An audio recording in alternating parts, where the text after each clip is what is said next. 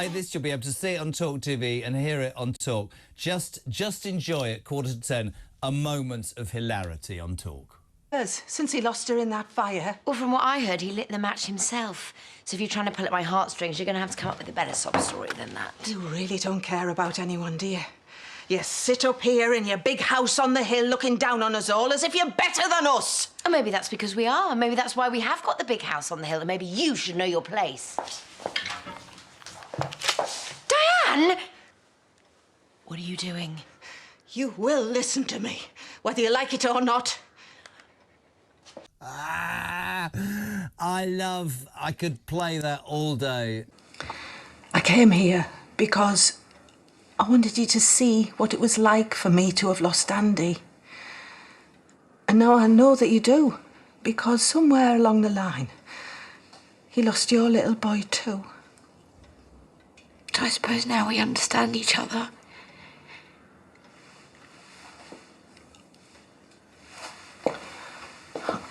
I'm sorry about the mess. Yeah, me too.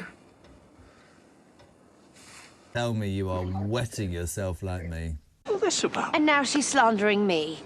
Pot kettle. Lay off, Chrissie. Haven't you hurt her enough? If we could just have a quiet chat in the car. You can't buy yourself out of this. I'm not giving up till I've got justice. You see what I have to contend with? The woman is clearly not in her right mind. There's nothing wrong with her mind, and you know it. She's the criminal, not me. Right, come on, Mum. Let's go.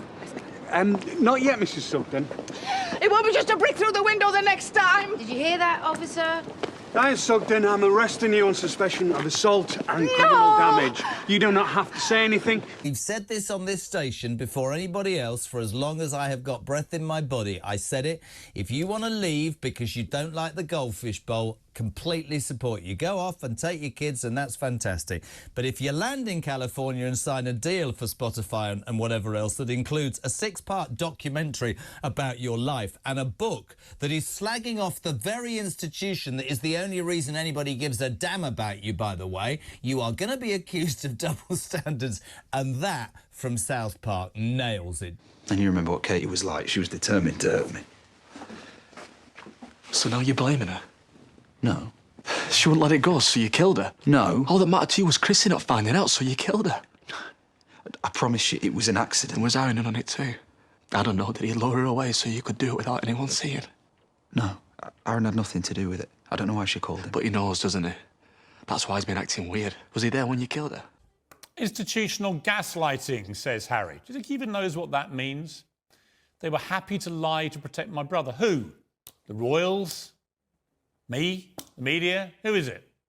The irony is earth-shattering, isn't it? Harry and Meghan are the Duke and Duchess of gaslighting themselves. The entire show is a cynical attempt to manipulate viewers into questioning their own recollections of reality.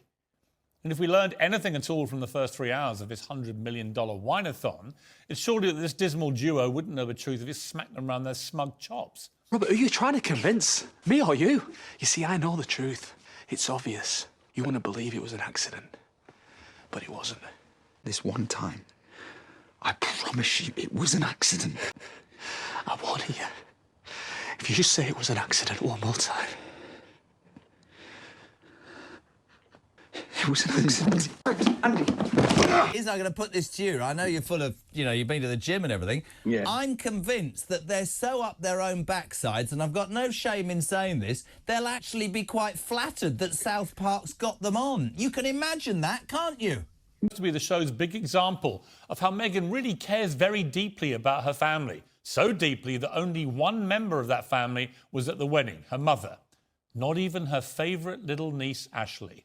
We've talked about the coronation, whether they come or not. People were saying to me yesterday, he'll definitely come, she'll make a scene. And actually the problem with the coronation is that now they've made themselves bigger than that, because if they do, I think they'll be booed beyond high heaven if they come, and if they don't, they'll be that.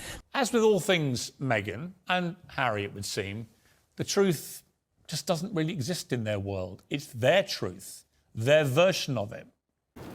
Please don't do this. You're begging me. After leaving me for dead, you're begging me not to tell them how you framed Andy Sugden for shooting Dad, when all along it was your son who tried to kill him. Well, that's Nicholas Witchell's way of saying you're lying. And he's right. They lie all the time.